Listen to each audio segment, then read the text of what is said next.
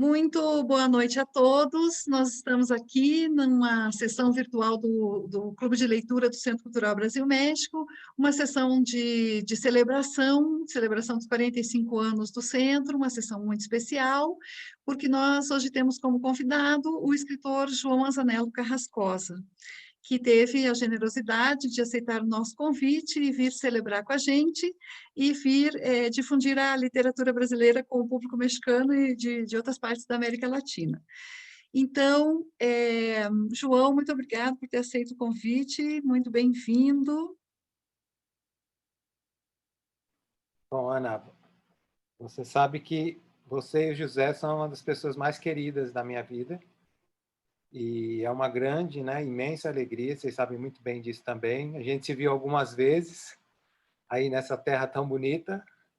Aliás, vocês estão muito bonitos os dois aí, cada um aí com esse brinco do José, eu adorei. Eu gostaria de ter um parecido. O meu tamanho está muito pequenininho e você com a sua roupa toda colorida e de vermelho aí forte, viu, Ana? Tá também vibrante, né? Então, é uma grande alegria realmente estar com vocês. Estou muito feliz, porque a gente está com pessoas que a gente tem afetos profundos.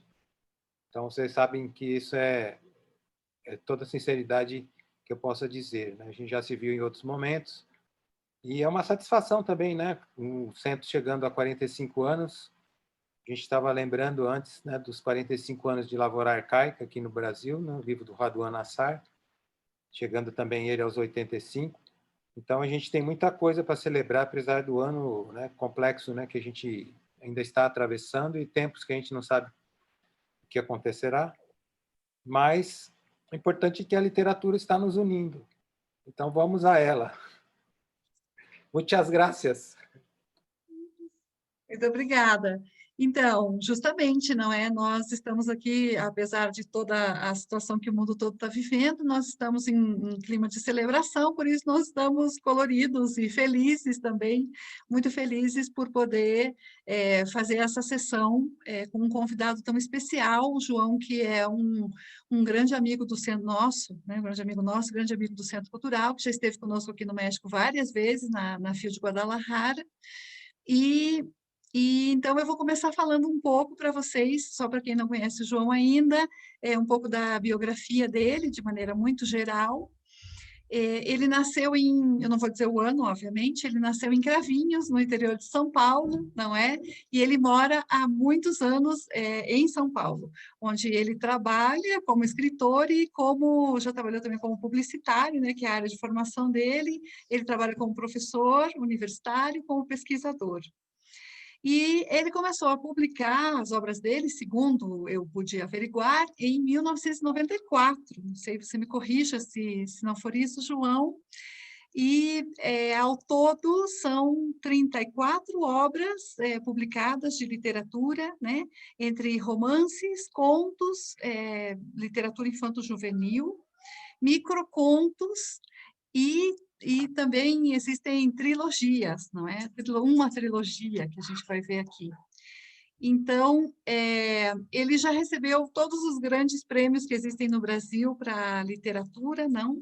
Vários prêmios Jabuti, prêmio da Fundação Nacional do Livro Infantil e Juvenil. Nós vamos ler aqui daqui a pouco o Catálogo de Perdas, né? Que foi um livro que ganhou esse prêmio. Ele também já recebeu o prêmio da Associação Paulista de Críticos de Arte, que é um prêmio muito importante no Brasil. Prêmio da Fundação Biblioteca Nacional também. E também já recebeu prêmios na França e na Alemanha. Então, para que vocês vejam que o João tem uma parede de troféus, não é? Merecidos, inclusive, pela sua obra. E dentro de maneira geral, só para vocês terem uma ideia, muito breve, na verdade, porque nós vamos conversar com o João sobre alguns livros e vamos ler, né? Eu vou ler, o José vai ler, o João vai ler, todos vamos ler, porque disso se trata, não é? De conhecer a obra original, e nós vamos ler alguns pontos, alguns trechos de algumas obras que nós selecionamos de diferentes gêneros, para que vocês possam fazer uma ideia, não é? Da obra do João.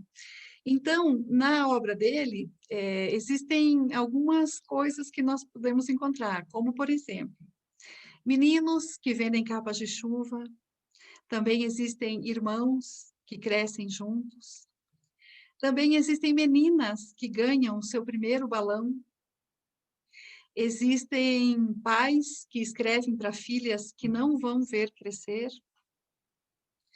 existem amigos centauro, existem esposas que morrem em um assalto, e doces de leite que amargam as lembranças.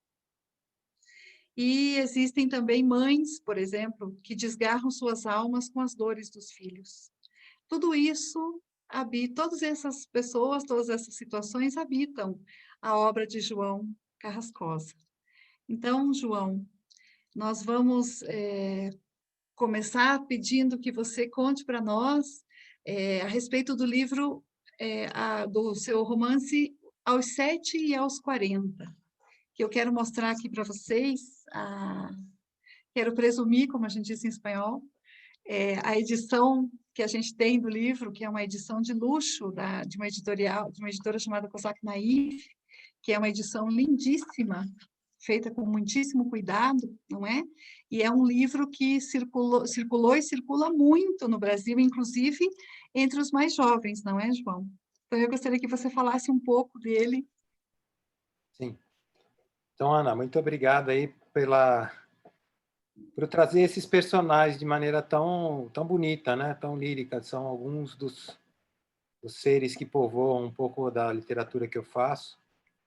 E achei muito sensível a maneira como você apresentou assim alguns, né, desses elementos aí que aparecem em alguns dos meus contos ou às vezes em romances.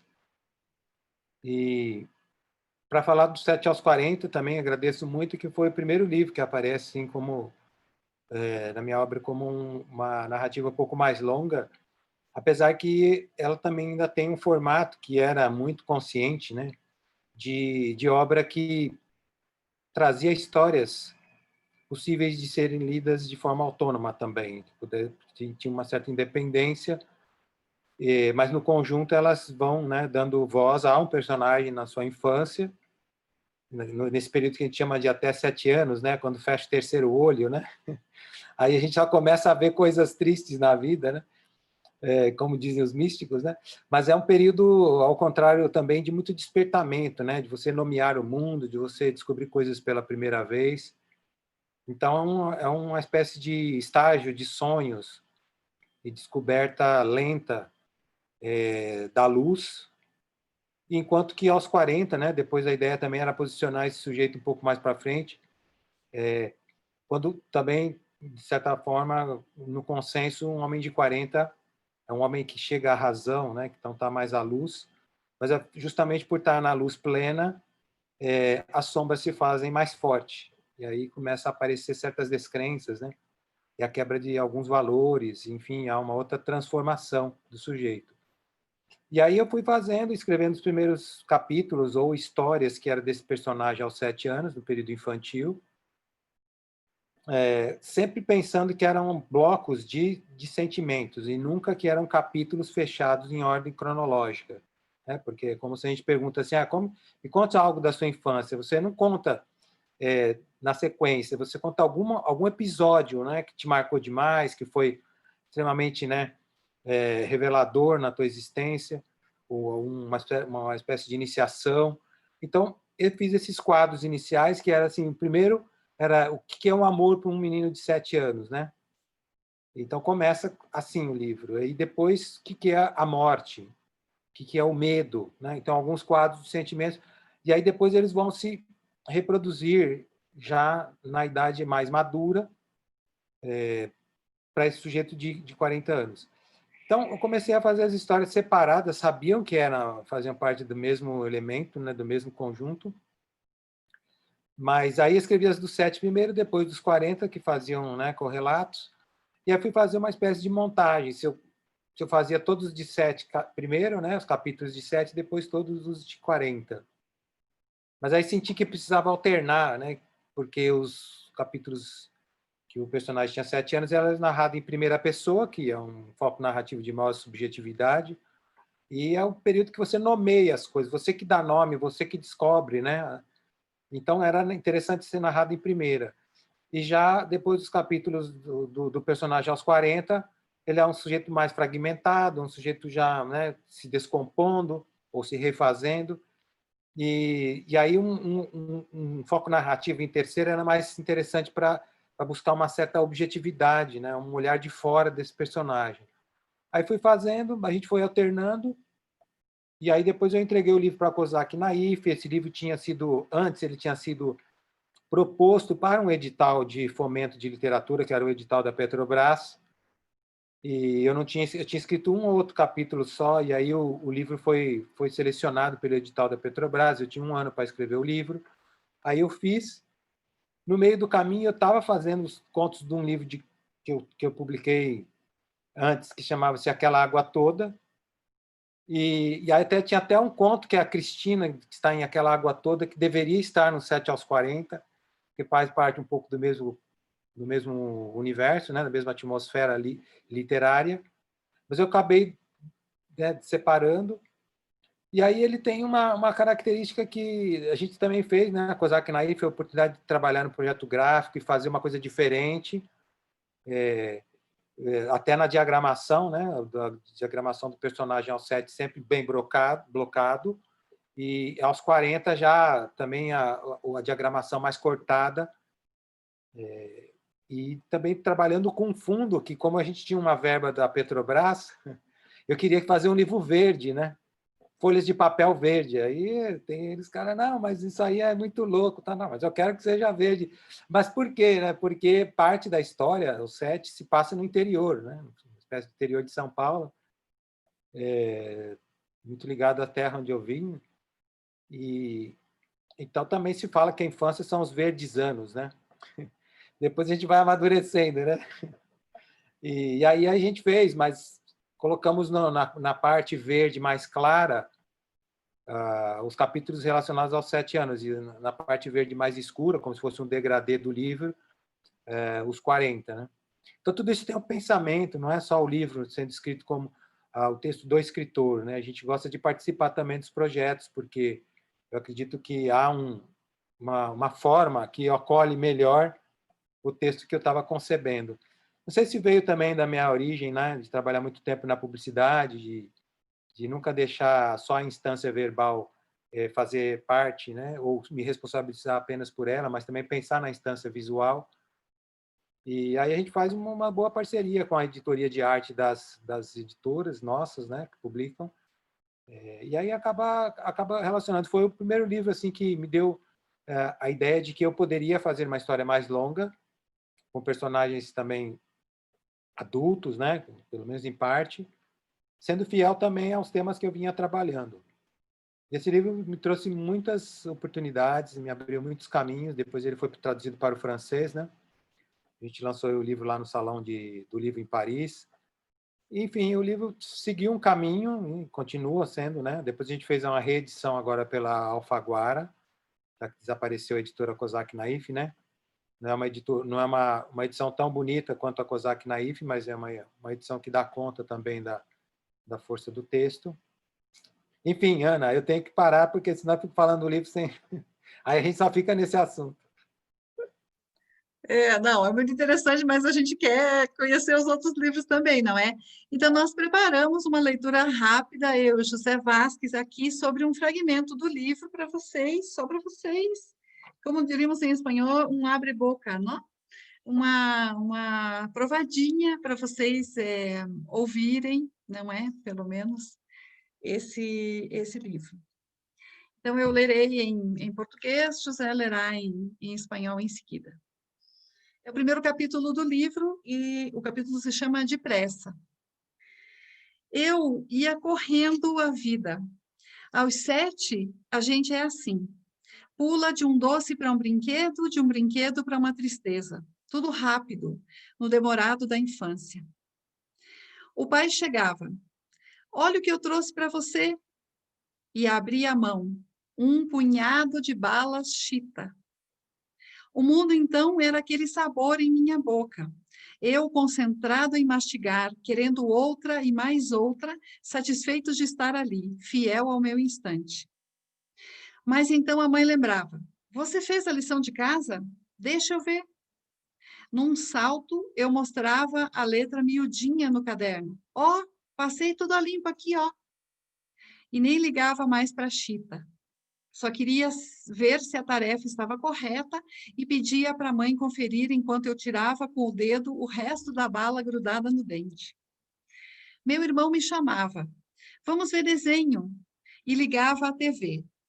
Nós dois sentadinhos no tapete, como índios.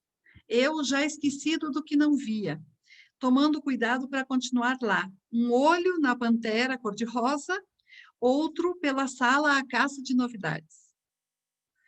Um caminhão de carga passava lá fora. A gente sabia pelo barulho do motor. Saíamos correndo, num empurra-empurra, e debruçados na janela, víamos o caminhão se arrastando, ruidoso. O silêncio logo vinha, devagarzinho, até se chegar, todo. E adiante, as casinhas de sempre, a gente ali gastando o olhar com a noite que descia do céu. O óleo quente chiava na cozinha, no ar o cheiro de bife que a mãe fritava. Eu voava para a cozinha, entregue inteiramente à minha fome. Cuidado, fique longe da frigideira. Assim era um dia, o outro também. Eu despertava, me enfiava no uniforme e no menino que me cabia. Yo iba corriendo a la vida a los 7, uno es así. Brinca de un dulce a un juguete, de un juguete a una tristeza. Todo rápido, en lo tardado que es la infancia. Papá llegaba. Mira lo que te traje. Y abría la mano. Un puño de dulces Chita. El mundo entonces era aquel sabor en mi boca. Yo, concentrado en masticar, queriendo otro, feliz de estar ahí, fiel a mi instante. Pero entonces mi mamá me recordaba, ¿ya hiciste la tarea? Déjame ver. En un salto le enseñaba mi letra chiquita en el cuaderno. Mira, pasé todo en limpio aquí, mira.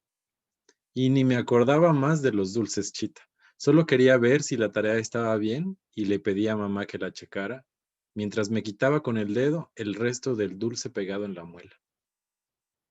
Mi hermano me llamaba, vamos a ver las caricaturas, y prendía la tele. Los dos sentaditos en el tapete como indios. Yo ya olvidando de lo que no veía, con cuidado para seguir allá, con un ojo en la pantera rosa, el otro en la sala en busca de novedades. Un camión de carga pasaba allá afuera. Uno sabía por el ruido del motor. Salíamos corriendo, empujándonos, y asomados a la ventana veíamos el camión arrastrándose, ruidoso. El silencio luego venía, despacito, hasta llegar todo. Y adelante las casitas de siempre, la gente ahí gastando la mirada con la noche que descendía del cielo. El aceite caliente rechinando en la cocina, en el aire el olor a la carne que mamá freía en la cocina, entregando enteramente a mi hambre. ¡Cuidado! ¡Aléjate del sartén! Así era un día sí, y al otro también. Me despertaba, me metía en el uniforme y en el niño que me cabía.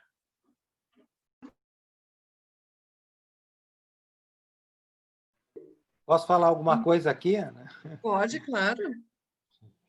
Claro, linda a sua leitura, fico muito feliz. E com José, então, é marcante para alguém como eu, que vim de uma cidade pequena lá, né, do interior de São Paulo. Um dia não sabia nem escrever, nem ler, né? E senti como é bonito uma tradução e uma leitura feita numa outra língua, com tanto carinho, né, com um desempenho tão bonito. É sempre uma chuva, né, de alegria. Fico muito grato por vocês dois. Nesse comecinho do 7 aos 40, né? Isso. Na primeira página do 7 aos 40, para vocês lerem depois o resto, que é tudo lindo. Então, continuando, nós vamos falar agora sobre, esse era um dos livros, uma das novelas de João. Nós vamos falar agora de um livro de contos. Na verdade, João tem vários livros de contos, nem sei quantos exatamente, mas muitos, né, João, de contos, que é uma das especialidades dele. E nós escolhemos um dos livros que é lindo, né, como muitos outros, e é um livro que se chama, mas é um livro que tem uma história especial por muitos motivos que o João vai contar para nós, é um livro que se chama Catálogo de Perdas. Não é? Que o João vai contar aqui para a gente como que foi que ele teve a ideia de fazer esse livro, como esse livro foi feito, né? E como é que ele terminou sendo esse objeto de arte aqui que ele é. Na verdade, ele é assim, ó. Vamos lá, então. Ana, então, também obrigado também. Esse é um livro bastante diferente, né, na obra, e especial também, porque ele reúne justamente contos, né, com fotografia. Em geral, a gente não tem muito obras dessa natureza. A gente tem livros, fotolivros, né, que são livros só de fotografias ou só livros de contos. E veio sempre, né, as ideias ou são chamados disparadores, né, da literatura, vêm sem a gente saber, né, vem pela vida. E esse livro veio de uma viagem, né, que eu tinha feito à Croácia, que a literatura me levou lá, né, como a literatura que me levou a conhecer vocês no México, né, em 2012, né, em Guadalajara, depois em outros momentos que eu estive aí, né, Ana, encontrei com você e com o José também, aí já tinha ido num programa da SM na própria cidade do México, depois de novo em Guadalajara, outra vez em Guadalajara, e Cidade do México agora também, em 2018. E lá eles queriam fazer uma homenagem ao conto brasileiro, lá na Croácia, onde tinha um famoso evento chamado Festival do Conto Europeu. E esse evento ele tem, né, mais ou menos a mesma idade que a Flip, aqui no Brasil, em Paraty. Então é um evento que já, chegando a 15, 16 anos, é um evento que já estava se tornando muito tradicional. E eles levaram 2 ou 3 escritores brasileiros, mas contistas, que queriam fazer homenagem ao conto.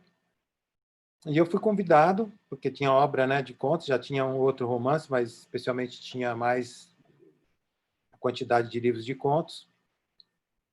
E lá foi um evento fantástico também, nunca tinha visto um evento daquela forma, que a gente fez em Zagreb, a capital, né, da Croácia, que é um país também que passou por muitos problemas, né?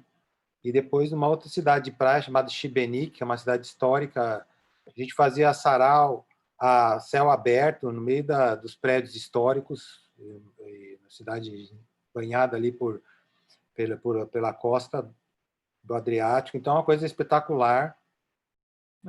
E aí a gente tinha o texto nosso em português que a gente lia, e aí corriam 2 teleprompter com o nosso texto em espanhol, em inglês e em croata. Era uma coisa muito legal, porque tinha gente do mundo inteiro ali assistindo. Em alguma língua eles iam conseguir nos entender, né?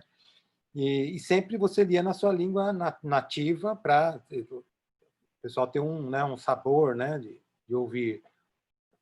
E a um determinado momento lá em Zagreb, que é uma cidade pequena, eu fui acompanhado lá por 1 ou 2 estudantes de literatura portuguesa, que me falaram, olha, tem algumas coisas para fazer aqui, me deram algumas dicas, e o tempo que eu tinha livre, eu fui até o Museu das Relações Partidas.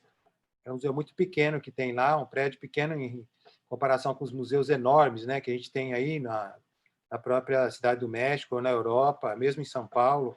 O Brasil tem museus enormes. E era um museu muito pequenininho, e ele já tinha algumas edições, assim, anualmente eles mudavam todo o museu. E o que ele tinha? Ele tinha, como o próprio nome diz, histórias de rupturas, né? Relações partidas.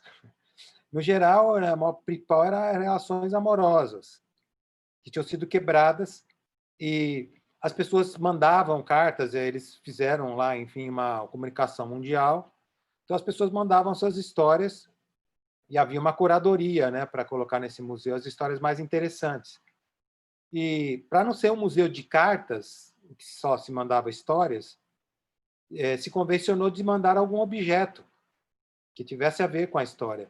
Então, lá você tinha pequenas mesas, todas brancas, como, por exemplo, um objeto, por exemplo, um anão de jardim, e um texto pequenininho colado ao lado, dizendo, né, o que tinha acontecido ali, né, que relação que tinha rompido. E tinha algumas coisas mais fortes, assim, um machado cravado também numa mesa, história de um lenhador, e assim ia. Aquilo me tocou muito porque eram pequenas histórias e que tinham um porquê, né, um objeto, e eram as histórias de, de amores que tinham sido interrompidos. E acho que estava na 3ª ou 4ª edição do museu, e aí eu comprei as edições anteriores, que eram em livro, tudo que tinha ali no museu eles fotografavam, transformavam em livro e mudavam depois o espaço. Depois que eu retornei ao Brasil, eu fiquei com essa ideia de que eu gostaria de um dia escrever várias histórias que fossem também de rompimentos, mas que tivessem uma outra chave, rompimentos de toda a natureza, não apenas os amorosos, assim, em relação a homem com homem, homem e mulher, mais ligados, né, à questão romântica, mas que fossem dentro do prisma que eu já trabalho, das relações afetivas no geral, pai e filhos, irmão com irmãs, né, avós com os netos, enfim, amigos, né? E aí, a ideia de criar uma paleta maior, com esses rompimentos que fossem mais amplos, com etnias distintas, com classes sociais distintas também, foi ganhando um certo corpo, e aí apareceu o edital do Rumos e Tal Cultural também, que é um programa de incentivo à literatura, e era a primeira vez, era a segunda vez que aparecia nesse edital a área de literatura. E aí eu tive a ideia de fazer o projeto, né, inspirado um pouco pelo Museu das Relações Partidas da Croácia. E aí fui começando a pensar que esse livro funcionar também como um museu, que quando você vê a exposição, você faz um catálogo depois e vende esse catálogo, né? E aí foi surgindo o nome Catálogo de Perdas, porque não era só um museu de quebras de relações amorosas, mas ele tinha que ser quebras definitivas, portanto, tinha que ter ali, né, a força da morte ali. A pessoa teria que estar contando uma perda que não tem mais como recuperar. Diferentemente do caso ali das relações partidas da Croácia, que muitas vezes eram casos que não deram certo, mas sabe lá, né?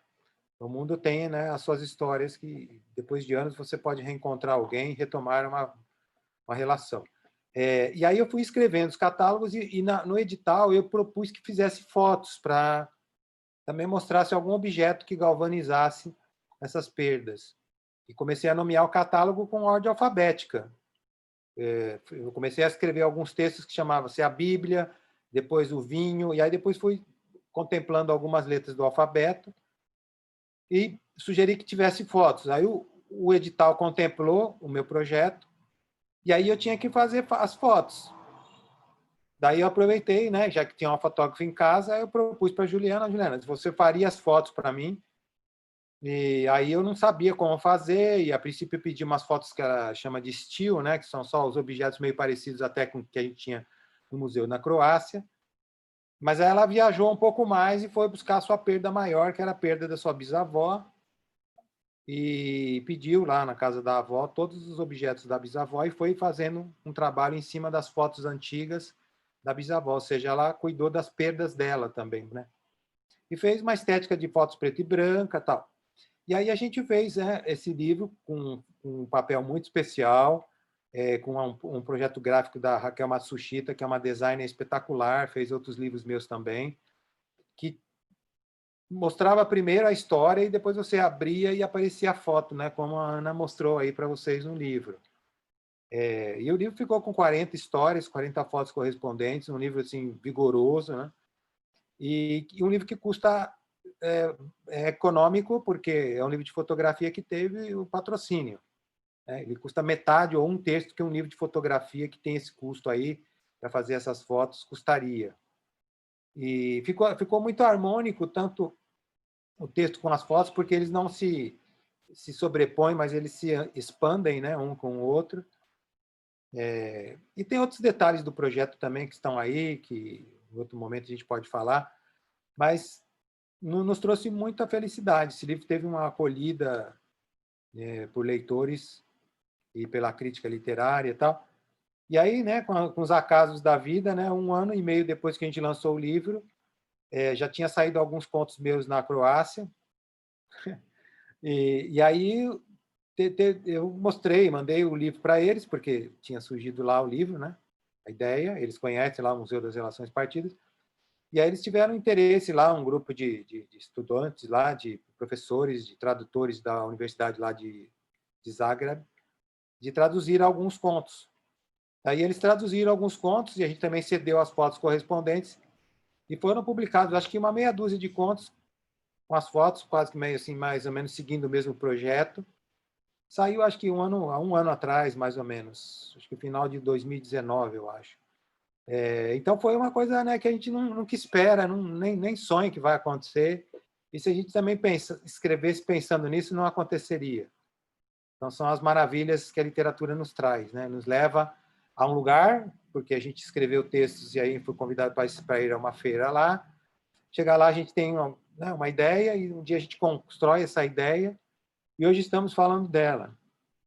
Né? Então, o livro também se esgotou numa edição, a gente fez 3.500 exemplares, ele se esgotou. A gente está buscando negociar, ver se é possível fazer uma reedição pela editora que a gente trabalhou, senão a gente vai fazer por outro lugar. E aí veio a ideia de fazer um outro livro, né? Agora eu estou terminando, que é o contrário, né? Posso até dar um spoiler para vocês, já que, né, só tem gente querida aqui, que é o contrário, né? Que são histórias contadas pelos objetos. Eles vão contar a história daqueles que são seus donos. E eles vão mostrar, né, humanamente, quem são aqueles que lhes pertencem. Mas, claro, a ideia é contar a força do sujeito, né? Pelo prisma de um objeto. Então, tem me dado bastante trabalho, porque à medida que você vai contar, por exemplo, o que uma colher pode contar do seu dono, né? Ou que um lenço pode contar de sua dona. Você também pensa numa outra forma de fazer. Então, eu já estou quase acabando já esse livro. Eu acho que ele vai ser irmão, né, do catálogo de perdas. E assim, a obra da gente vai frutificando sem a gente saber direito de onde vem, mas talvez porque de uma para outra tem uma imensa paixão de escrever para poder partilhar com pessoas sensíveis, né, que é o caso de vocês que estão aqui, né, o José e a Ana, e aí os nossos outros participantes estão aqui, alguns que eu conheço. Alguns, curiosamente, viu, Ana e José, que eu estava falando, acho que estavam lá na live que não deu certo, hoje lá no Instagram, mas estão aqui.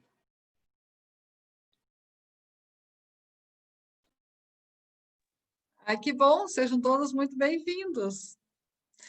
Então, essa coisa, né, de uma palavra leva a outra, que leva a outra, que vai levando ao outro lado e a história vai sendo construída, né? E as ideias também, acho que elas caminham assim também, né? Meio abraçadas, porque elas vão aparecendo, não é? Quanto mais ideias a gente tem, mais a gente vai tendo. E então nós vamos ler para vocês um conto do catálogo de perdas. A gente escolheu um que, que nos pareceu adequado para o momento. O conto se chama Balão. O dia do sim com que eu, menina pobre, tanto sonhara, chegou finalmente num sábado. Durante meses, toda vez que meu pai me levava ao parque da Água Branca, eu lhe pedia um balão. Mas ele sempre me negava com as mesmas e, para mim, incompreensíveis palavras. Você é pequena demais. Eu não insistia, como as outras crianças que choravam, esperneavam e gritavam, obrigando seus pais a fazer suas vontades ou a emudecê-las com o peso das mãos. Eu apenas me entristecia e tentava me conformar com o algodão doce que ele comprava para mim. Mesmo enquanto me divertia no escorregador, no gira-gira, no balanço, sentia-me amarrada àquele sonho, como um barbante ao futuro.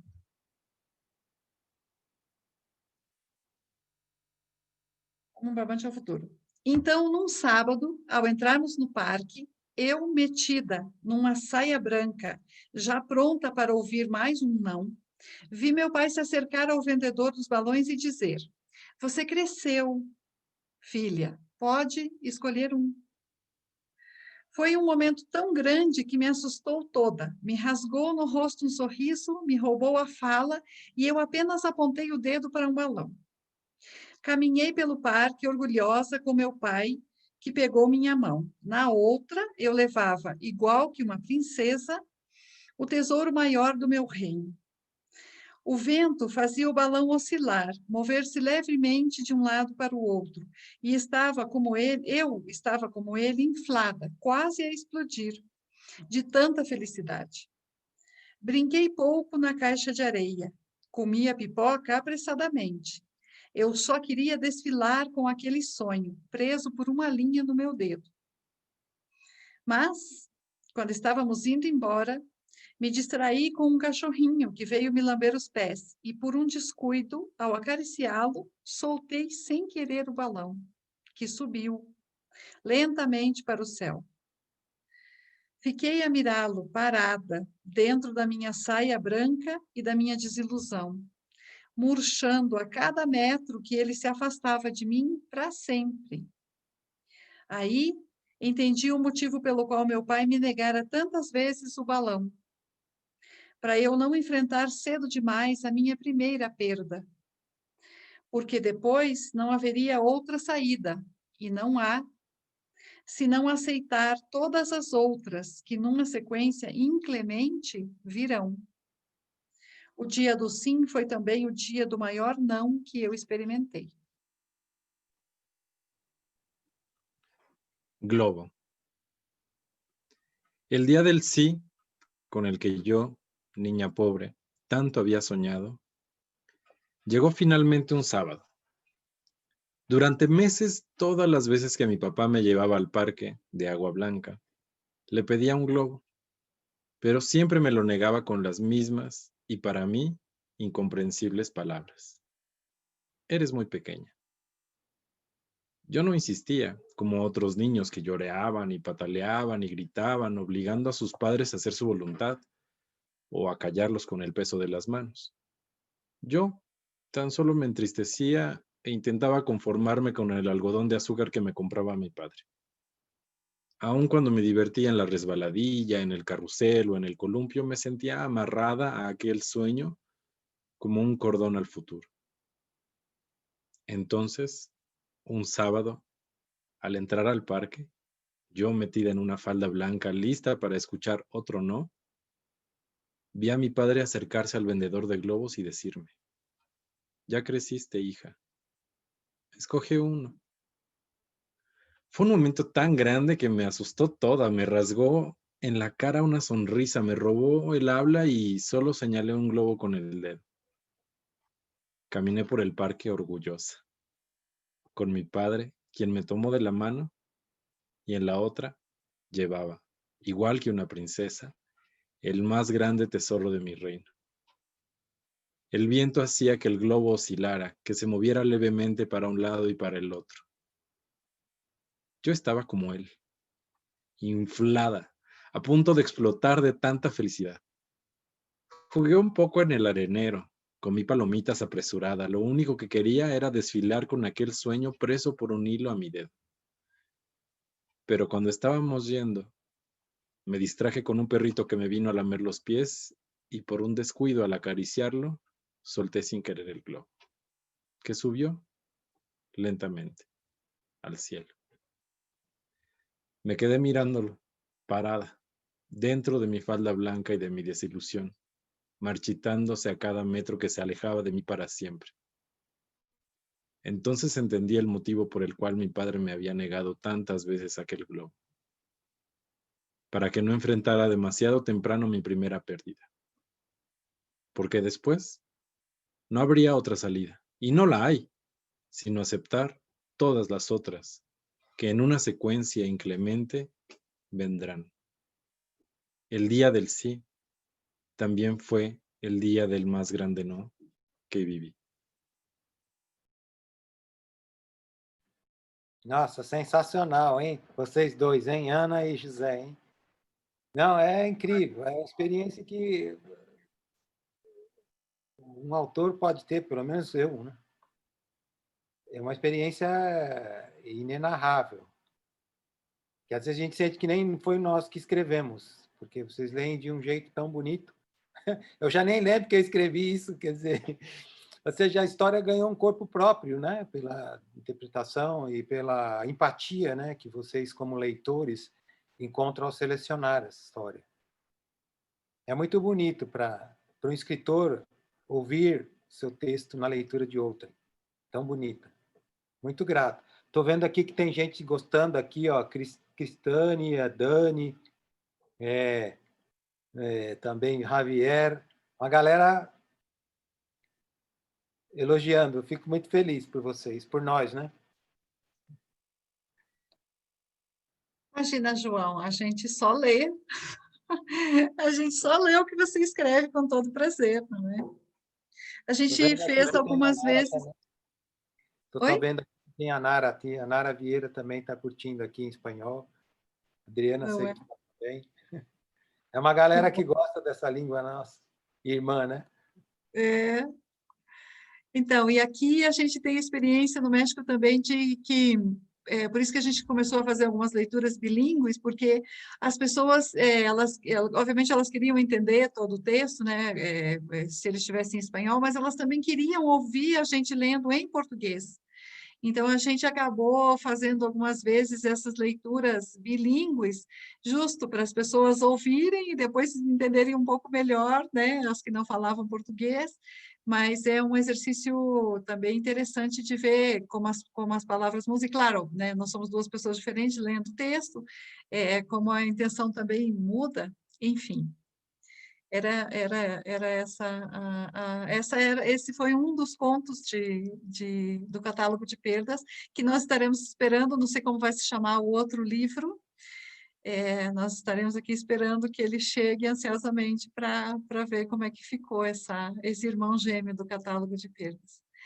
E falando de irmãos, não é interessante? Esse tema dos irmãos é uma coisa que aparece bastante na obra do João, e, e deu pé, né, para ele fazer o próximo livro sobre o qual a gente vai falar, que é a trilogia do Adeus, que começou com o Caderno de um Ausente, não é? O João vai contar para a gente como é que foi essa ideia aí, mas que fala de pais, de mães, de filhas, de irmãos, de filhos. Então, João, eu queria que você contasse para nós como é que foi essa construção desse livro que acabou virando uma trilogia. Legal, Ana. É um livro também que, quer dizer, é um conjunto, né? São romances pequenos, né? Curtos, novelas. O Adnei Silvestre, quando me entrevistou lá na Globo News Literatura, falou, mas você só escreve esses livrinhos assim? Achei engraçado, né? Para escrever esses livrinhos a gente rala bastante. Mas, enfim. Então, o caderno ele veio depois, né, do 7 aos 40. Eu fui fazendo sem querer, assim, achando que queria escrever uma história de um sujeito mais velho que vai ter uma filha, e uma coisa que tem acontecido bastante, né, no nosso mundo, né, contemporâneo, mais do que em outras épocas. E porque talvez eu estivesse envelhecendo e percebendo, né, o tempo também saindo de mim. E aí que ilumina muito uma vida que vai se descolorindo, é uma vida nova que chega, né?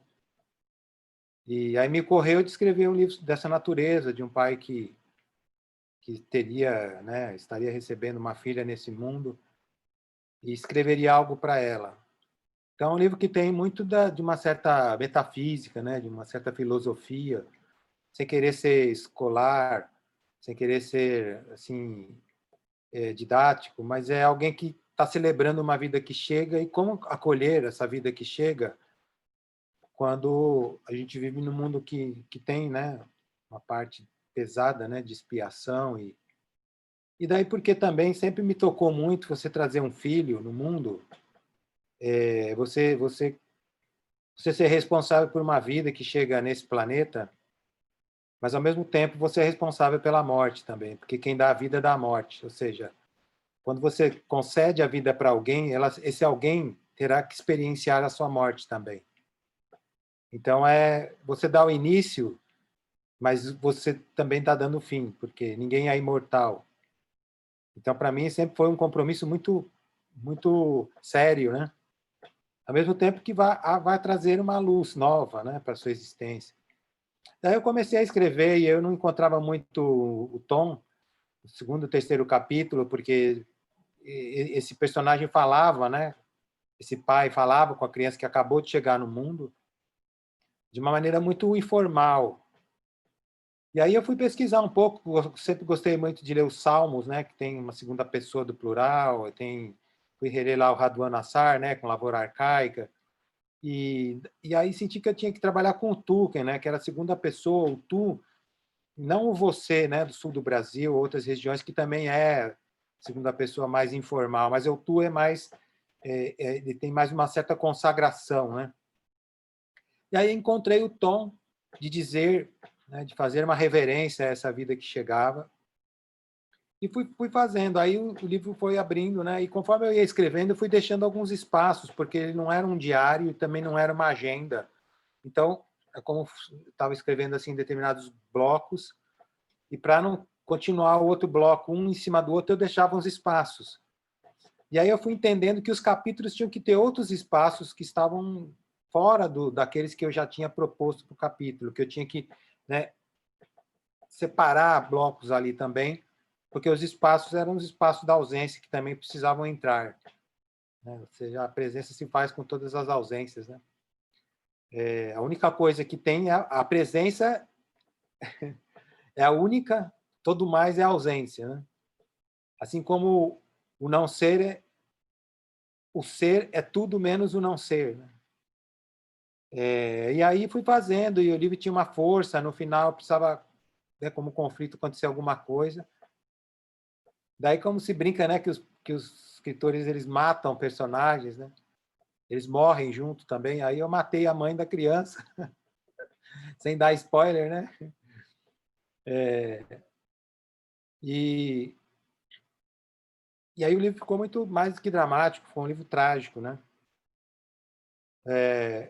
Talvez ele tenha sido premonitório, porque anos depois eu acabei tendo uma filha e às vezes eu sinto que hoje eu vivo um pouco do que aquele personagem, pai, já escreveu sobre a vida, talvez com outros ingredientes, né? Que eu sou um pouco mais que aquele personagem já, né? Talvez porque tenha vivido um pouco mais também. E daí ocorreu num certo momento que sempre que me entrevistavam perguntavam, né? E essa menina, como é que está essa menina, acreditando que ela era minha filha, né? Que a Beatriz era minha filha. Eu ficava muito contente porque eu falava, então meu narrador é bom, né? Meu narrador é convincente, então. Não é autoficção, né? E eu sempre falo, né? Já falei em outros momentos que o escritor ou o artista qualquer, ele acaba pondo o pé um pouco para frente, né? Ou para trás, né? Ele entra em certas dobras do tempo que em geral são mais do passado, né? Reminiscências, mas eles também podem ser o futuro, né? E eu acho que quando eu escrevi o livro, eu devo ter entrado em alguma dessas dobras aí, de buracos negros, e sair no futuro que talvez fosse o meu. Então, não sei até que ponto o livro tem uma parte do meu futuro, ele se tornou. Não sei qual outra parte que virá, mas... como perguntavam muito da menina, eu senti que ela tinha que escrever também, que era uma voz forte. E até então eu só achava que existia o caderno, era um romance, né, avulso, né, um romance per si. Daí depois eu comecei a sentir que eu deveria escrever sobre ela. Daí eu fiz uma das coisas que eu faço às vezes, eu pego o mês de janeiro e alugo uma pousada, um chalé na montanha e tal, e fico lá um mês escrevendo. E aí eu fui, né, numa cidade de Minas Gerais, aqui no Brasil, bem montanha, São Bento do Sapucaí.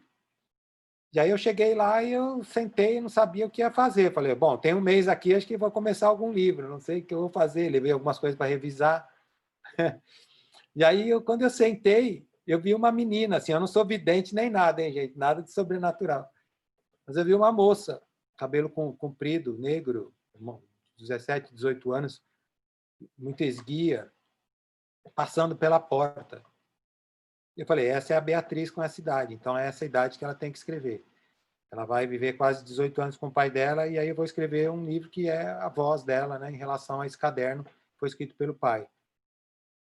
Daí eu escrevi um livro que chamava-se Livro de Presença, que fazia uma ligação, um par com o caderno de um ausente, porque ela vai narrar que esse pai, durante essa idade toda dela, né, até os 18 anos, ele esteve muito presente, né, embora ele no caderno ele se sentisse que ele poderia estar ausente a qualquer momento, né, e não participar do futuro dela.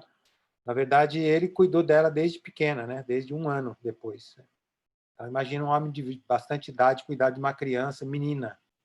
Então, ver toda ela crescer, né, com ela aprender a falar, ela tomar banho, ela ter a sua primeira menstruação, enfim, tudo isso até chegar aos 18 anos. E eu nunca escrevi, né? Nunca tive 18 anos. Quer dizer, tive, mas eu nunca fui mulher, porque eu lembro, né? Eu sei que eu tenho minha ânima, que é muito feminina, e eu sou muito grato por isso. Acho que meus textos têm um tom feminino. Mas eu nunca tinha escrito com uma moça de 18 anos, né? Então, eu tive que fechar os olhos e me transportar. E aí encontrei a linguagem dela também, que era presentificar a narrativa, o tempo todo falando que as coisas estão acontecendo, quer dizer, é como se ela estivesse narrando com 18, aos 2, uma vida que ela ainda não teve aos 18, ou aos 18, uma vida que ela está tendo aos 2, ou aos 7, aos 10, enfim, né, vai fazendo essa sequência. E ela vai com o pai, né, num velório onde tem o livro de presença, aquele caderno que você anota que esteve naquele lugar. E eu entreguei o livro para a Kozak Naif, né? E a gente contratou o livro. No dia que a gente contratou, o Caderno de um Ausente concorreu ao Prêmio São Paulo de Literatura. E no dia anterior, a gente estava concorrendo, e a gente não venceu com esse livro. Mas no dia seguinte, a gente estava na cerimônia do Prêmio Jabuti, que tinha a premiação já anunciada, era só a cerimônia de entrega. E eu tinha recebido um jabuti pelo Caderno de um Ausente, e fui receber o jabuti, e o editor vai junto também, né? Você recebe 2, você e o editor. E eu subi no palco sozinho, porque não tinha mais ninguém da editora. Naquele dia, ela estava fechando. E um dia antes, eles tinham assinado o contrato comigo. E, inclusive, eu tenho 2 jabutis lá em casa do Caderno de um Ausente. E eu estava contente, porque esse livro estava gerando um outro que eu já tinha contratado, né? E daí depois a Kozak Naif, essa editora, fechou, a gente levou o livro para Alfaguara, e daí o que acontece? Quando eu escrevi o segundo livro, né, que a gente depois mudou de livro de presença para menina escrevendo com o pai, surgiu muito forte a presença do irmão dela, um meio-irmão que ela tem, né, que aparece inclusive no primeiro livro, Caderno de um Ausente. Ele aparece com mais força, é com quem ela vai viver no futuro, depois que o pai se vai. Então, eu achava que precisava ter uma terceira voz, né, desse grupo familiar. E aí eu escrevi o terceiro. E aí, quando a Alfaguara já contratou o caderno, contratou o segundo livro, eu falei, eu estou terminando o terceiro, é uma trilogia. E aí a gente fechou os 3 livros com esse projeto de fazer uma caixa, né, um box com os 3 livros. E o último livro eu fiz, né, é um Caminho de Santiago, que o pai está fazendo com o filho. Ou seja, é filho e neto do primeiro João que conta a história no Caderno de Ausente. A história começa com o pai João e termina com o filho João, um neto João. Então, tinha toda uma série de elementos ali que faziam parte dessa trilogia. Para mim, foi muito visceral escrever, sabe? Foi uma aventura, foi uma coisa muito forte. E isso me fez crescer, né, como escritor. Eu sinto que, eu brinco muito que, sobretudo, o Caderno de Ausente, ele me ajudou a me doutorar em mim mesmo, né? Em descobrir partes minhas que eu não conhecia, me elevar, né? Me levar a um grau que eu não tinha conhecimento da minha própria vida, da própria personalidade. Eu acho que isso é uma dádiva, né? Que não sei se acontece com todo mundo, talvez não. Sei que no lugar onde eu convivo é algo raro, e a literatura me proporcionou isso. Por isso que eu sou sempre muito grato, né, a ela. E, obviamente, é o meu trabalho, né? Tive que trabalhar ali para as coisas acontecerem. A trilogia está indo muito bem, ela teve agora uma reedição, uma reimpressão agora. Já tinha tido uma no começo do ano, a gente não sabia se ia ter, né, em abril, uma reedição, assim, com uma tiragem grande, por conta das vendas na pandemia terem se reduzido. A gente fez a reedição em abril, quando chegou em junho não tinha mais caixinhas, tinha acabado.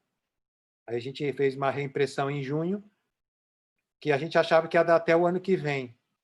E agora, em novembro, eu recebi 10 exemplares em casa, que é uma espécie de cota do autor, e era uma comunicação de que tinham feito mais uma tiragem da trilogia. Então, é uma alegria muito grande, né?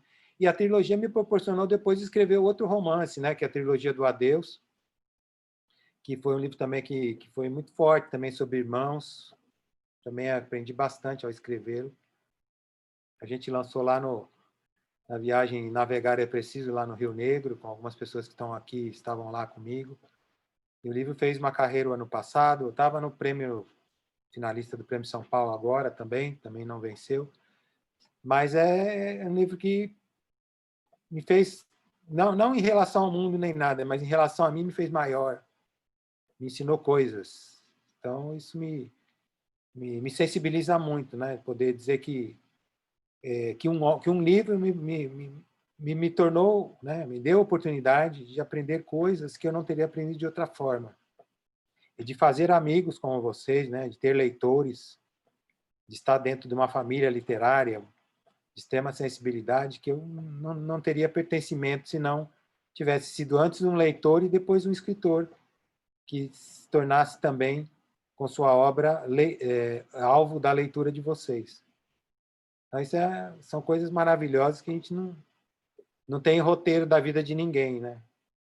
Então, só posso agradecer, né? Eu lá, um menino de cravinhos, lá, e que vim lá de uma família que... Minha mãe foi uma professora de educação fundamental, teve que parar de lecionar por conta dos filhos, né? Que vão crescendo, né? Era o tempo das escadinhas, né? Um filho vinha atrás do outro, né? Se brincava que era o tempo de que não tinha televisão, né? Então, às noites tinha que ter alguma diversão para os pais. E meu pai, né, ele era filho dos espanhóis, ele não teve a oportunidade de fazer, senão, o primeiro e segundo grau, mas era um contador de histórias. Eu acho que eu me tornei o escritor que ele deve ter sido, né, amadoristicamente, ao contar histórias para nós, seus filhos, quando a gente queria, né, antes de dormir. Então, você vai escrevendo a história de uma família cujas linhas, né, ou cujo novelo ficou ali com uma ponta solta, e parece que você veio para desenovelar um pouco mais essa ponta e partilhar com outras pessoas, criando um bordado que sirva também, né, para abraçar, né, outras pessoas lá, como a gente lembra que tantas tessituras são feitas para ampliar os nossos afetos. Então, tá aí foram vindo os romances. E agora, os contos, né? Então, nós vamos ouvir aqui o trecho do Caderno do Ausente que o José escolheu para ler para nós, José. Sim. As primeiras visitas que tu recebes já estão no esquecimento. Assim é o vai-vem das pessoas em nossa vida. E,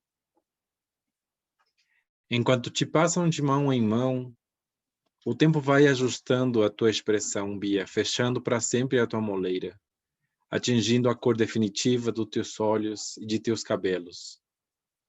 O tempo já cavuca profundezas naquilo que é só superfície. Por isso, Bia, não tardará para que comeces a distinguir pela palavra, objeto, ou coisa, ou gente, o que está diante de ti. Pai, mãe, pai, mãe, pai e pai, mãe e mãe e mãe, brinquedo, boneca, boneco, brinquedo. A palavra, aos poucos, nomeando como Adão o fez, o que era antes apenas visto, o que se atinham ao inamovível. A palavra incendiando com seu signo fogo, sua fala faísca, a folha ressecada da verdade. A palavra é que põe o sonho na cítara, a suavidade na seda. A palavra filha engravida o solo árido, irriga a boca de saliva, embora ela, só ela, a palavra, nada signifique se solitária, tanto quanto nós. Ela só move mundo se outras acompanham. Uma conta colorida ganha um tom inesperado se outras, uma de cada lado, são acrescidas ao fio do colar. Mas a palavra, Bia, chegará o tempo em que tu entenderás. Também pode dizer o que ela mesma cala e afirmar o que literalmente nega.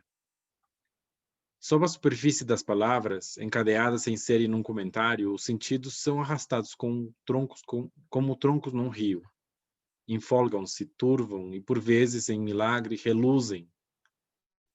Basta ouvir o que dizem as visitas sobre ti.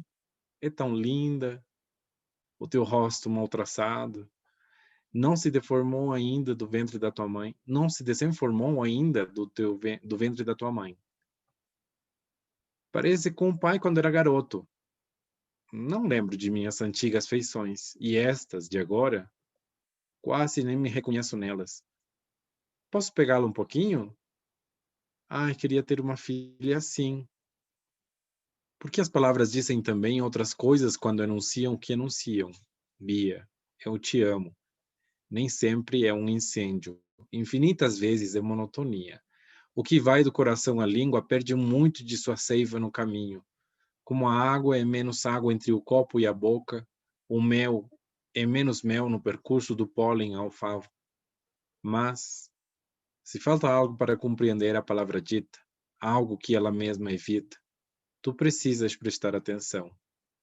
Bia, a mudez guarda em suas funduras o mundo inteiro.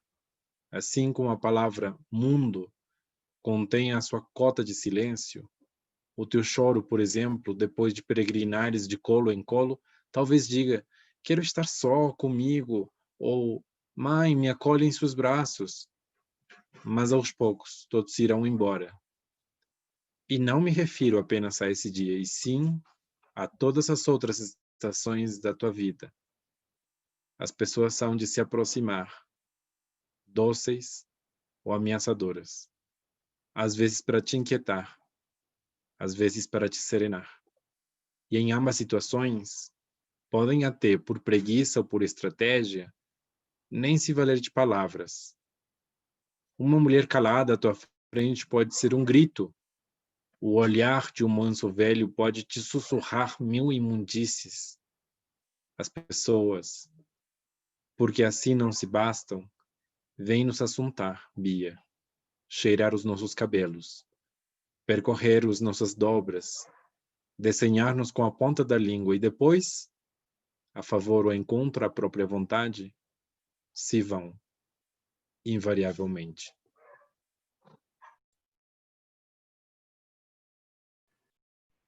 Caramba, bem bonito isso, hein, José? Bem bonita a sua leitura. Estou falando, porque o texto eu já nem sei mais o que...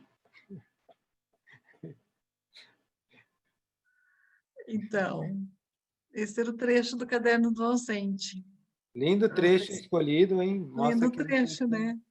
A gente sempre tem um problema, né, José, quando a gente vai escolher os trechos aqui, porque a gente nunca sabe qual que a gente escolhe, que a gente gosta de tantos, né, do catálogo de perdas tinha, não sei, uns 30 e tantos para escolher, e a gente não sabia qual escolher, né?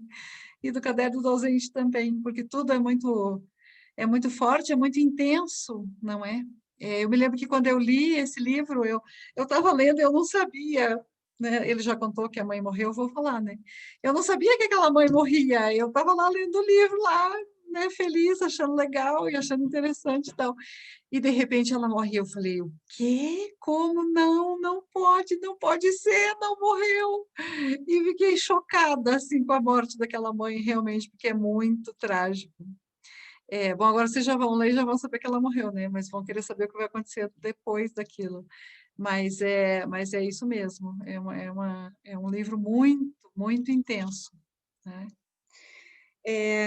Passemos, então, para a gente conseguir ler mais algumas coisas, passemos, então, a um livro dos muitos também que João tem, que foi escrito, não sei se pensado, ou não sei se pelo tema ou pela maneira de escrever, mas que está, digamos que, endereçado aos mais novos, aos mais jovens, não é?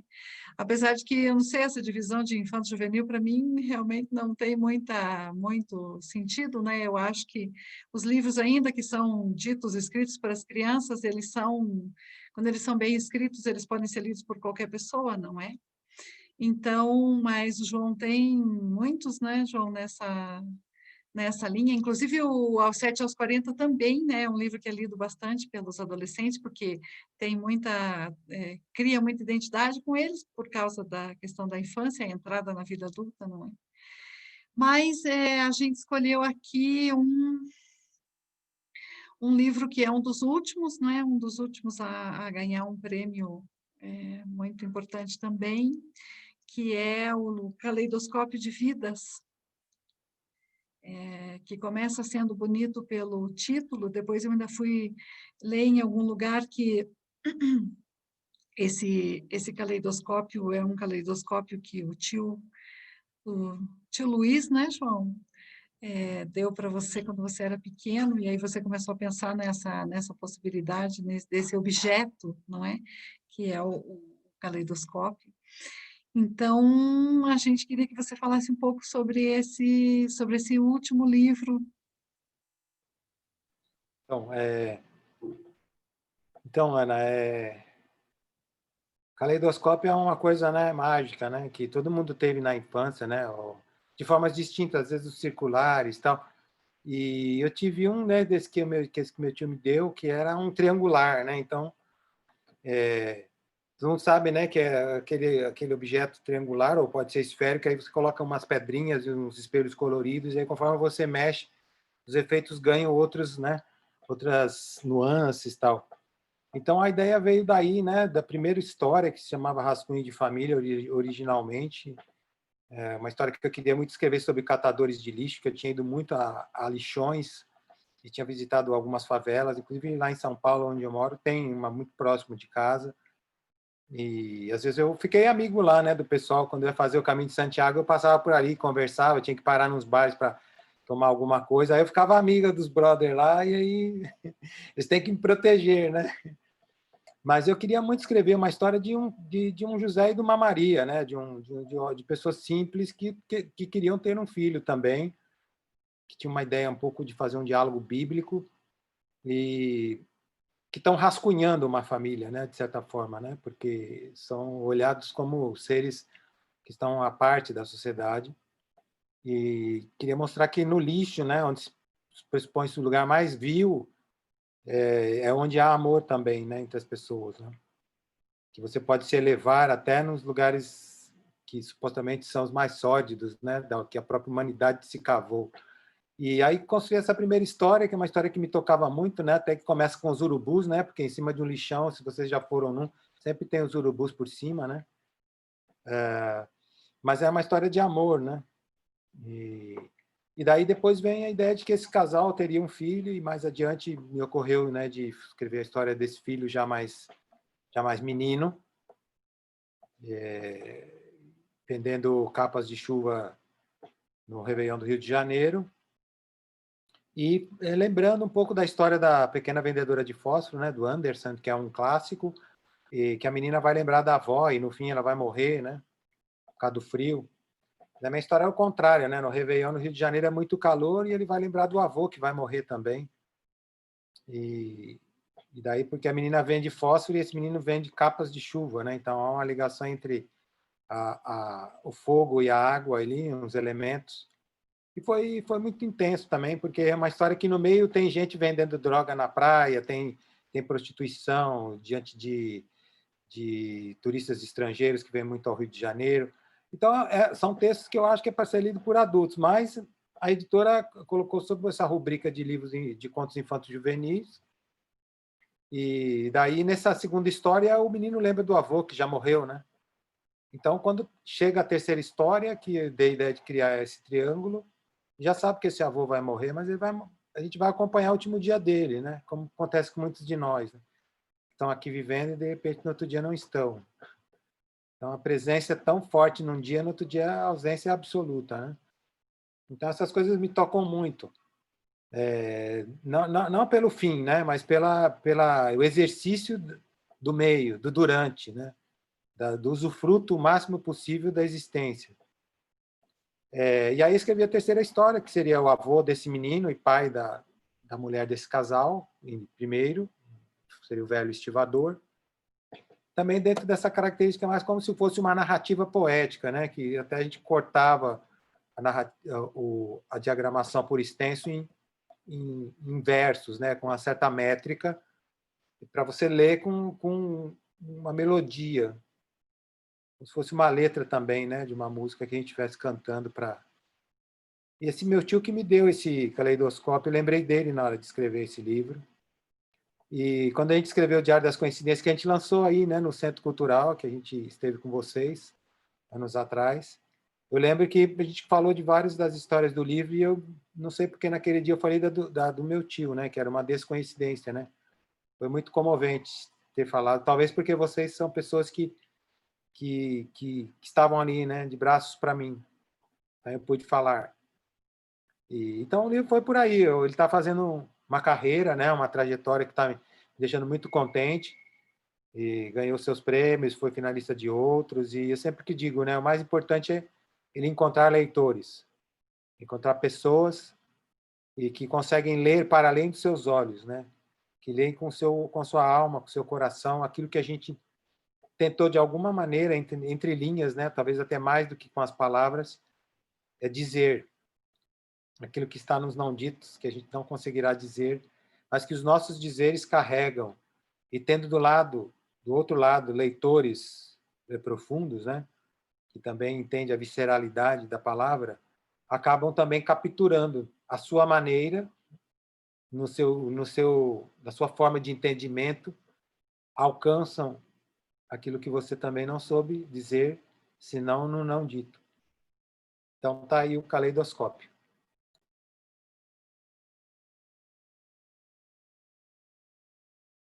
Tudo bem.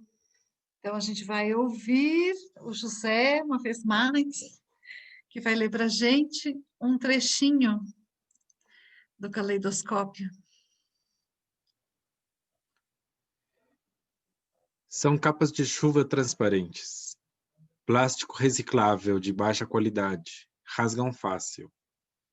Só não rasgam a esperança do menino de vender uma e outra porque, vê-se até de olhos cerrados, o temporal no céu se prepara.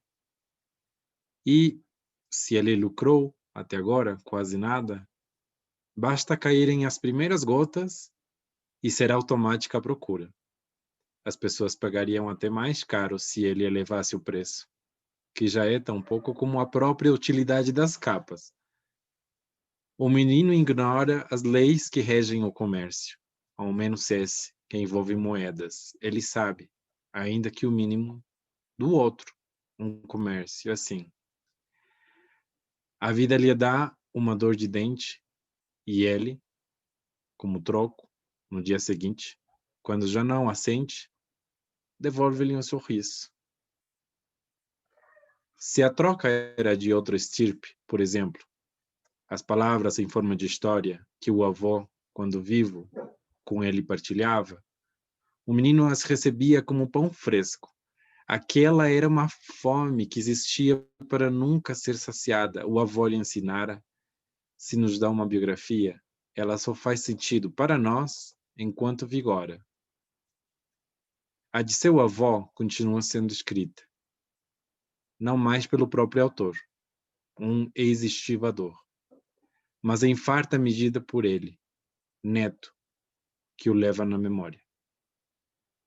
E lá vai um menino em meio a tanta gente, na véspera do ano novo, a todos oferecendo uma capa de chuva e a ordem das coisas, a sua existência. Uma capa de chuva dobrada e redobrada, que não resulta senão em embrulho miúdo, que mais parece uma touca de banho. A noite avança. As nuvens, grávidas, poderiam já arrebentar daqui a algumas horas, quando a madrugada caísse sobre a praia deserta, onde só encontraria ondas e ondas de sujeira na areia, e um e outro bêbado a dormir, com a sua garrafa de cidra vazia. Lá vai o menino, filho de um José e uma Maria. Lindo, hein, José? Muito linda a sua leitura. Dani está escrevendo aqui que já virou minha fã aí, tá vendo? Já ganhou mais uma leitura aqui. Graças a vocês, né? Porque... A gente vai emprestar todos os nossos livros para a Daniela, pode deixar, que a gente vai acercar tudo o que puder. A gente tem alguns dos livros do João no Centro Cultural, depois a gente vai explicar para vocês como é que vocês podem emprestá-los, não é? Ou consultá-los. Mas sobre esse trecho, eu fiquei pensando que, além de que, para as pessoas que não conhecem o Rio de Janeiro, não conhecem o Réveillon no Rio de Janeiro, não é? Que é uma celebração muito conhecida por muitos brasileiros, também é uma maneira de entender, não é? Como é que essa festa acontece, como é que as pessoas estão ali nesse espaço que elas estão fazendo, como elas estão fazendo as coisas, e como é que as coisas acontecem. Achei muito interessante por isso também, porque eu acho que talvez não fosse essa a ideia o objetivo principal dessa história, mas também permite que as pessoas conheçam, né, essa celebração brasileira que é tão importante, não é? É uma das maiores, inclusive, né, que acontece no Brasil, esse Réveillon no Rio de Janeiro, que é vivido de muitas diferentes maneiras. É interessante porque é uma festa na praia, não é? E aí é uma festa pública, como, não sei, uma espécie de carnaval, é um espaço, as pessoas na rua, né? Então, também. E toda a beleza misturada com a dureza, não é? Dessa vida desse menino. Na verdade, sabe, eu fiquei me lembrando dos 7 aos 40, que o pai também sai, né? O pai sai para vender, não sei, acho que ele vende grãos, ele vende alguma coisa nas cidades vizinhas e leva os meninos, não é? Para ajudá-los. E eu fiquei pensando nisso, na história do seu pai também, né? Que também era um comerciante, né? E pensei que talvez tivesse, em algum lugar, tivesse algum ponto de contato aí com esse menino que não sabe muito de fazer comércio, de fazer negócio, mas sabe do outro tipo de comércio, não é? Enfim. Sim, Ana, você tem toda a razão na sua interpretação. Para construir o velho estivador, eu lembro um pouco do meu pai, porque embora ele fizesse o comércio, às vezes ele carregava sacos também, né? Para ajudar a ir mais rápido, assim, tinha uma perua Kombi, né? Era Carregar, um né, tipo as pequeno, coisas. né? Às vezes É. também, quando ele fazia negócio e arranjava um caminhão, ele às vezes ajudava, colocava também as sacas, né, na cabeça, nas costas. E isso que você disse também, realmente a festa do Ano Novo no Rio de Janeiro é uma coisa mundial, né? É algo de uma singularidade muito assim diferenciada, realmente louvável, e é uma festa muito intensa, é algo assim memorável para quem vive, né? Eu já estou aqui, né? Já estive outras vezes no Rio de Janeiro passando o Réveillon, mas no meio disso é que também você encontra pequenos dramas, né? Você encontra as desigualdades, você encontra todo mundo querendo, né, aquele seu lugar no mundo, né, no sentimento do mundo, naquele instante de alegria, né, de estar começando um novo ciclo, que para muitos é o mesmo ciclo e que continuará sendo sempre o mesmo ciclo. Então, para além de fazer qualquer crítica social, é um espaço também de democracia, né, de povo se reencontrando, tentando numa festa com característica profana, se festejar um pouco da fugacidade, né, da sua existência, esquecer um pouco, né, da finitude e aí tabular, né, um novo ano, né, para si. Mas vamos lá, que a gente, né, tá acabando, né, Ana, hein, José? Que pena, hein? Pois a gente podia ficar aqui o resto da noite, né? Se o povo quisesse, que já é tarde aí no Brasil. Mas a gente, o último livro que a gente pensou de mostrar, de conversar para vocês, é um livro de mini contos. Aqui tem contos de todo tamanho, né? Tem conto de todo tamanho, de todo tipo, de toda natureza, né, João? Tem para todos os gostos de contos. Então, a gente, por sugestão do João, a gente incluiu esse livro aqui, que se chama Utensílios para a Dor, e que o João vai dizer para a gente do que se trata, né? Eu só queria, antes de você falar, falar dos mini contos, dizer que o primeiro trabalho do João que eu li foi um conto que se chama Umbilical, que eu não me lembro exatamente em que livro está colocado, João, depois você pode dizer para a gente, que, nossa, foi um conto que me virou do avesso, assim, 2, 3 vezes, não é, até ele terminar, e que me impactou muito, porque é um conto muito, muito denso, muito entranhável, né, como a gente diz em espanhol. Então, vou deixar a recomendação aí para vocês procurarem, buscarem. A gente pergunta para o João em que livro que está, para vocês lerem, porque, sim, nos dias raros. Obrigada, Adriana. Está nos dias raros o umbilical, mas, enfim, é só a minha recomendação pessoal. Então, João, por favor, conta para a gente um pouco do livro Utensílios para a Dor. Não, legal. Eu ia falar, mas vários de vocês sabem, Dias Raros. Realmente foi um livro muito, muito, muito forte para escrever, né? Cada dia é um dia raro, um dia que não volta, um dia comum, um dia nada, né? Um dia credor. No entanto, é um dia que vai ficar, né? Ou que pode ficar, né? E bastante gente, viu, Ana, tem estudado umbilical, tem gostado muito. Faz tanto tempo que eu escrevi e lembro muito da minha mãe quando eu escrevi. É uma homenagem a ela também. E então, aí é o Utensílios para a Dor, né, que é o último livro que a gente lançou, né, praticamente esse ano. Ele é um livro bastante colorido, igual sua roupa, né, Ana? E pelo menos na capa, né, tem todo o projeto gráfico dos outros 3 volumes, que é uma trilogia, a trilogia dos sinais, né, obviamente sinais linguísticos, né, sinais gráficos. Mas era um desafio que eu me propus a escrever alguns mini contos que tivessem palavras compostas, inicialmente nesse livro, né, que as palavras me dessem vontade de inventar personagens, de fazer fábulas e contar histórias também dentro já dessa perspectiva de personagens que eu costumo trabalhar, né, encontrar outras angulações para abordá-los. E daí depois eu fiz até os outros livros que são mais trabalhando com parênteses, né? Quando o parênteses também entra muito na história com uma funcionalidade, né? Não é gratuito.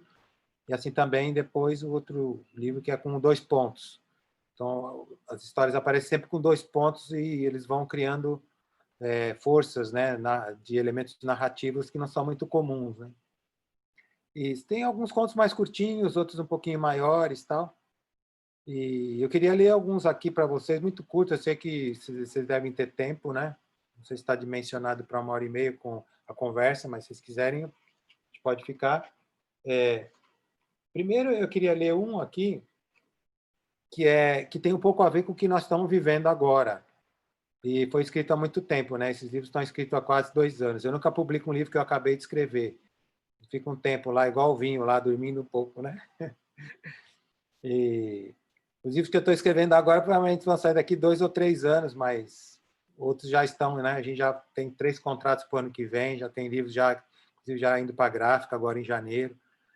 Mas o Utensílios para a Dor, em vários momentos que eu estava escrevendo os textos, um deles eu li uma história, na verdade um livro de um naturalista, né? De um biólogo que trabalha com formigas. E aí me ocorreu uma coisa que me impressionou muito, ele falando das formigas, quaisquer que sejam, as formigas que vão ficando, as formigas jovens trabalham dentro do formigueiro, mais próximas da rainha, e tem uma função muito forte, né, de muita atividade. E as velhas, elas vão sendo empurradas, até por instinto, elas já sabem que elas têm que ficar mais à boca do formigueiro, mais distantes, portanto, da usina de vida, e ficam à beira mais a boca, e elas são as primeiras a atuarem, né? Quando há uma invasão de outras formigas. Então, é um massacre, porque é uma luta desigual. As outras formigas sempre vêm com as formigas jovens atacar. E as que elas vão encontrar inicialmente para resistir, para que as outras consigam sobreviver mais lá no fundo e preservar a rainha, são as mais velhas. Então, eu levei um susto quando eu li sobre isso e me deu vontade de escrever 2 histórias. A primeira, eu escrevi, que está dentro desse livro, que chama-se Formigas Velhas. Então, sempre que tiver o hífen, né, eu vou falar devagarzinho, né? E tem outras palavras durante a historinha que tem hífens, então vou tentar ler mais devagar. Então, ele diz assim, formigas velhas. Elas cumprem fielmente a sua função para assegurar a sobrevivência do grupo. São operárias, cortadeiras, forrageiras.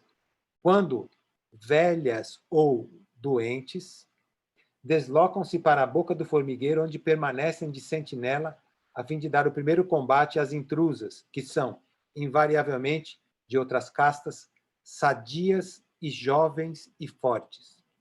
Eis lá adiante um exército com seu poderio máximo a caminho. E eis aqui as formigas velhas, à espera do ataque.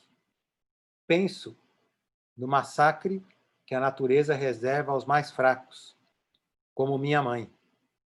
Velha e doente, ela sai à minha frente, sem chance alguma de vencer a morte.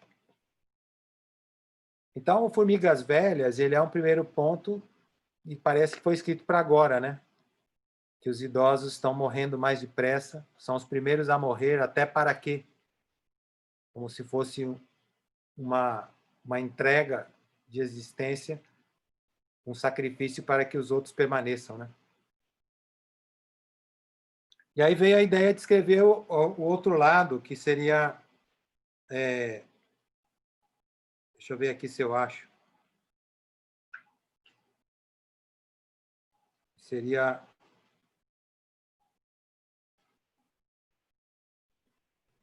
agora eu preciso encontrar aqui, que é o correlato, né? Desse outro texto. Deixa eu ver se eu acho aqui, que é... eu tinha separado. Vou ver se eu acho agora aqui. Que a 40 agora é Jovens Formigas, né? Que é o contrário, né? É Jovens Formigas.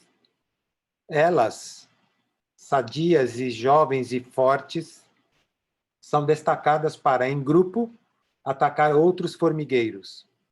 Em todas as investidas encontram, como primeiro obstáculos, as formigas rivais, doentes e velhas, as quais esmagam com impiedosa facilidade. Penso em minha filha moça, na delicadeza com que arrasa o mundo de sua velha e doente avó, minha mãe, que a protege na lembrança. Então, são outras perspectivas, né? Não muito alegres, mas são caminhos distintos, né? Que mostram embates, né, da natureza, mas que ensinam alguma coisa para a gente, pelo menos para mim como autor, que tenho mãe idosa e que tenho filhos e filhas muito jovens ainda. Mas aí, para a gente não entristecer, eu pensei em ler aqui um outro conto bem pequenininho, que vai na outra mão, né? A gente está falando de morte, de formigas que assassinam as outras, e uma certa lógica da natureza, que não precisa ser a lógica humana, né? Espero que não seja. Mas que dá, acho que, um pouco mais de alento para a gente, que chama-se Palavra Vida. Então, vai dizer assim, pegue a palavra esperma, Pegue a palavra óvulo, junte as duas e misture até que comece a formar a palavra pessoa. Deixe crescer durante 9 meses na barriga da palavra mulher. Quando a palavra mulher abrir as pernas para a luz, recolha entre as mãos a nova palavra pessoa. Golpeie suas costas até que ela emita a palavra grito. E então, ouça o som de uma nova palavra vida. Pelo menos traz um pouco mais de alento, né? Para a gente. E aí eu vou fazer um sacrilégio aqui, se vocês deixarem, Ana e José, que é o seguinte. Eu vou ler que é um conto que também está dentro da linha da vida, da palavra, que aparentemente pode parecer erótico, não deixa de sê-lo, mas é também uma viagem para a palavra, para o verbo, para que nos trouxe aqui a literatura. É a palavra que nos traz no seu silêncio, obviamente, né, bordejando-a. Então chama-se Verbo Eros. E aí eu lembro lá, né? Eu acho que foi a paixão de menino pela palavra, ouvindo meu pai contar histórias e minha mãe também me entregar os livros que ela tinha na estante, a me tornar um escritor. Que diz assim: tirei devagar a calcinha da palavra, sua vulva em destaque atraiu no ato minha língua e meu falo. Aquela tomou a iniciativa, ponta úmida e macia, a preparar a entrada desse, seco e bruto. De seus lábios unidos, à espera que eu os afastasse, subiu o aroma da reentrância escura, enquanto a linha de sua penugem rabiscava a minha vista. Lambia longamente, vulva da palavra, salivando o seu corte na carne, passando de uma virilha a outra e retornando à sua base, para imprimir em minha boca a sua cicatriz. Depois de trazer com o meu molho o seu à superfície, lubrificando o desejo de me esconder, entrei lentamente nela, que, contraindo-se, elevou-me do silêncio à fala. Eu, menino, em meu primeiro gozo palavra.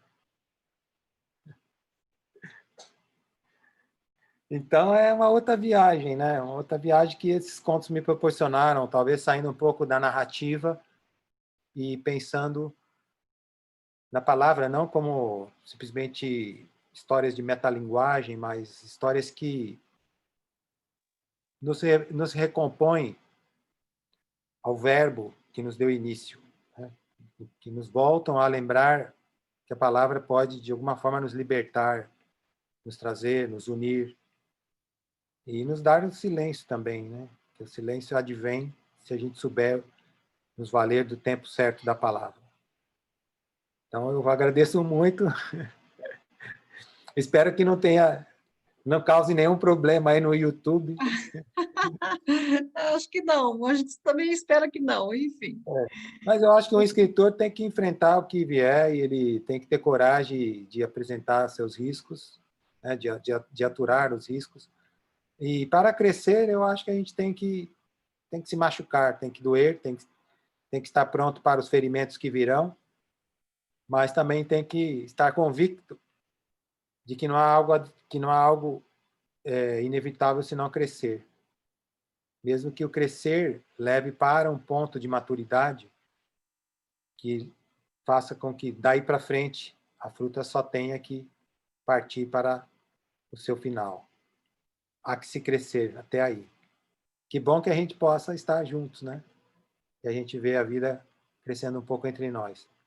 Eu não sei nem o que dizer, Ana e José, fico muito grato por tudo que vocês me proporcionaram, pelo convite, né, por estar os 45 anos do Centro Cultural Brasil-México, quando tem tantos escritores aí que já estiveram com vocês e que também poderiam acolher aí o convite, tá, com as pessoas queridas que estão aqui também, muitos que eu conheço, né, a Nara, a Adriana, a Carla, são pessoas que me acompanham também.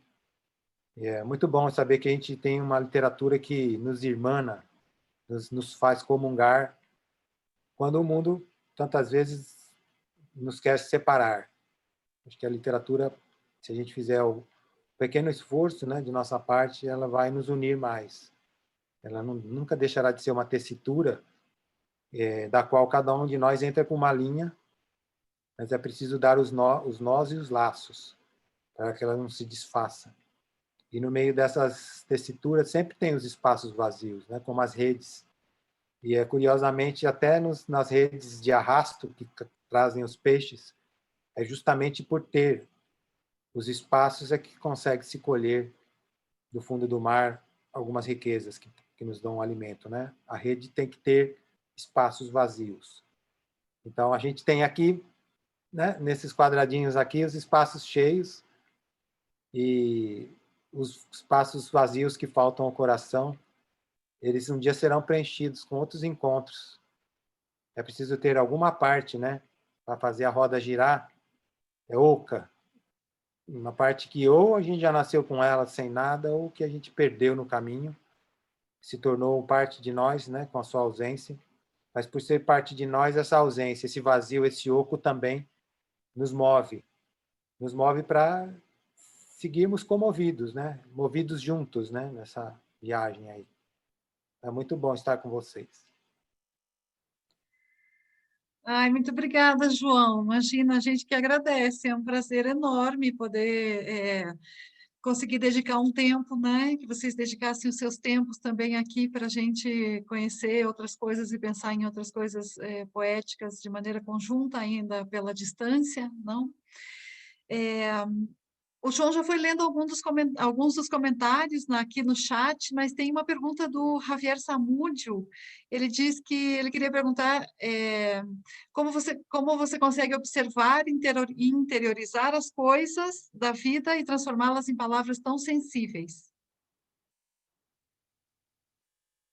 O Javier ele fez vários comentários aqui, eu agradeço muito a ele e todos vocês que fizeram também, quase todos, né, fizeram comentários aqui. Essas são aquelas perguntas que deixam o escritor pensando no seu próprio processo criativo e muitas vezes sem saber muito, né? Mas eu acho que nem sei como essas palavras saem. Eu sei que antes delas entrarem, quer dizer, antes delas saírem, há uma entrega para a existência, uma entrega para o mundo, para, como se diz, estar grato para o que vier.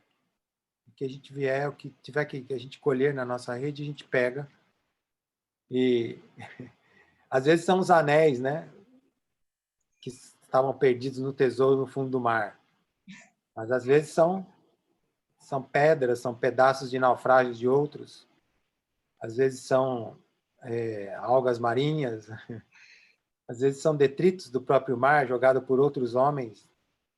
E às vezes são sereias também mitológicas. A gente nunca sabe. O importante é se entregar e aquilo que vier que nos afetar, que a gente tenha forças, né, para aceitar e, uma vez aceitando, tentar transformar, tentar aprender algo com esse algo que sobrou nas nossas mãos. E daí acho que é por isso que talvez saia também de minhas mãos algumas coisas que talvez nem passem por meu filtro, não são, já vieram do mundo depuradas. Eu sinto que são apenas mais um canal para que elas pudessem chegar mais próximas às pessoas. Certamente, o dia que eu não estiver aqui, terão outros que vão fazer esse caminho, né? Terão esse ofício.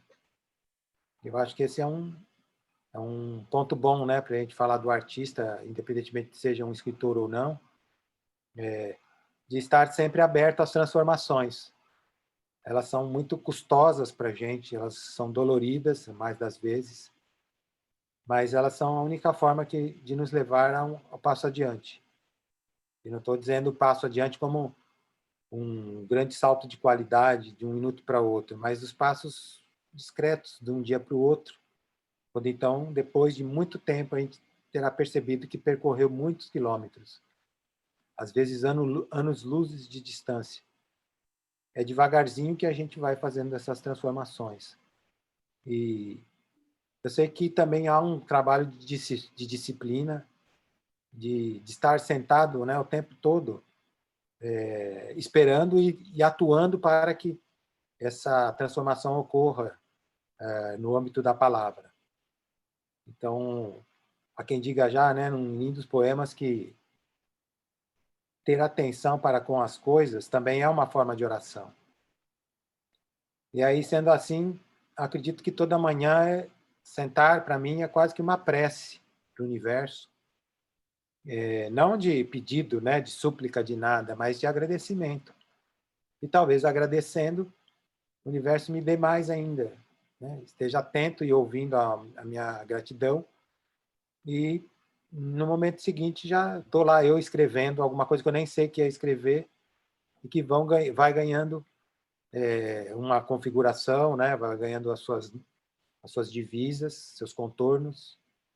E um dia vira uma história, um dia vira um livro, um dia vira uma oportunidade de falar desse livro, como estamos falando hoje, de vários deles, né? Que já saíram de mim, estão em vocês. Então, acho que esse que é o mais bonito, que a gente poder ampliar essas linhagens, que são até atávicas, né? De afetos. E seguirmos juntos. Eu acho que esse que é o mais sublime de tudo, né? Só que a gente só consegue seguir juntos quando a gente tem, né, como escritor, do outro lado, não simplesmente leitores superficiais, mas mais do que leitores, a gente tem pessoas superlativas. Eu posso dizer que vocês que estão aqui o são. Eu conheço quase todas que estão aqui. Quem não está aqui, não foi embora até agora, certamente o é também. Né? Porque uma vez tendo ouvido as leituras da Ana e do José, independente de quem é o autor, são lindas leituras. E aí nós estamos juntos, mãos dadas, como no poema do Drummond, né?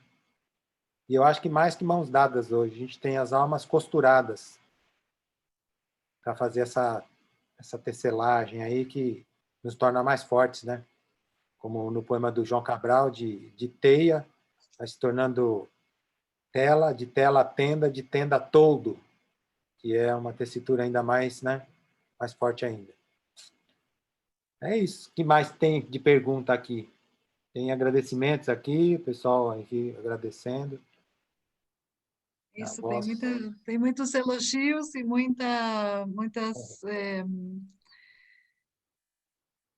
muitos recados bonitos aqui para você, João.